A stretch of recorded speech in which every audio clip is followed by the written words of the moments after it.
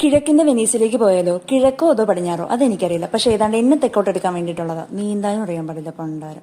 ഇവരും എന്നെ പോലെ തന്നെ തെക്കോട്ട്, സോറി, വെനീസ് കാണാൻ ഇറങ്ങിയതാ. ഹായ്, എന്താ ചിരി. നേരിട ഒരു പാവൻ പെങ്കൊച്ചെന്റെ വീഡിയോ എടുക്കുന്നു. ഈ ഫാൻസുകാർ കൊണ്ട് ഞാൻ തോറ്റ്. അവിടെ ചെന്നിട്ട് ഞങ്ങൾ ആരും നിന്നില്ല. കാരണം നിന്ന് കഴിഞ്ഞാൽ ഹൗസ് ബോട്ട് എങ്ങാനും മുങ്ങിയാലോ എന്ന് പേടിച്ച്. ശശീന്റെ ഒരു ബുദ്ധി കൊള്ളാം, നല്ല ഏസി. ചെന്നപ്പോ തൊട്ട് ഈ സ്പീഡ് ബോട്ടിലെ ചേട്ടൻ ഞങ്ങൾ അതിലോട്ട് കയറ്റാൻ വേണ്ടിയിട്ട് ഇട്ട് വട്ടം കറക്കുമായിരുന്നു. പക്ഷെ ഞങ്ങൾ ആരും കയറിയില്ല. ഇത് കണ്ടില്ലേ, പേടിച്ചിട്ടൊന്നും ഇങ്ങനെ പേടിക്കാതെ എന്തിട്ടാ പേടി. ഒരു കാലം ചേട്ടൻ പെട്ടെന്ന്, സോറി, ഒരു ചേട്ടൻ വന്ന് ഞങ്ങളെ വിളിച്ചപ്പോൾ കയറിപ്പോയത്. അത് ഞങ്ങൾ ഫുഡ് കഴിച്ച വിഷമം തീർത്തു. ഇതാണ് എൻ്റെ ഫ്രണ്ട് ബൂജി. ഇവനെ ഞാൻ അവിടെ വെച്ച് പരിചയപ്പെട്ടതാ.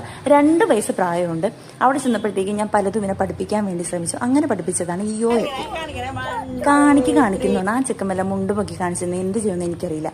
പിന്നെ അവൻ അത് കാണിക്കില്ല, കാരണം ജീൻസ് അല്ലേ ഇട്ടേക്കുന്നത്. പക്ഷെ നല്ല വൈബ്രന്റ് ആയിരുന്നേ ആള്, അടിപൊളിയായിരുന്നു. ചെന്ന് വല്ല കരച്ചട്ടിയിൽ ഇട്ടുകൊണ്ട് വരാനുള്ളതായിരുന്നു. അത് എനിക്ക് പറ്റിയില്ല, നഷ്ടമായിപ്പോയി. ഇതേതോ ഒരു പാട്. അവിടെ നിന്ന് ഞാൻ ഒരു പൂ പറിച്ച് ഷോ കാണിച്ചു. പക്ഷെ ഒരു പൂ പറിച്ചത് മോശമായിപ്പോയി. അടുത്താണ് അവിടെ ചാക്കും കൊണ്ട് ചെല്ലാം, എന്നിട്ട് എല്ലാം പറിച്ചിങ്ങെടുക്കാം. കാര്യം നല്ല രസമൊക്കെ ഉണ്ടായിരുന്നു. ബോട്ടൊക്കെ ഉണ്ട്, കണ്ടില്ലേ, കായലൊക്കെ ഉണ്ട്, നല്ല ഭംഗിയായിരുന്നു.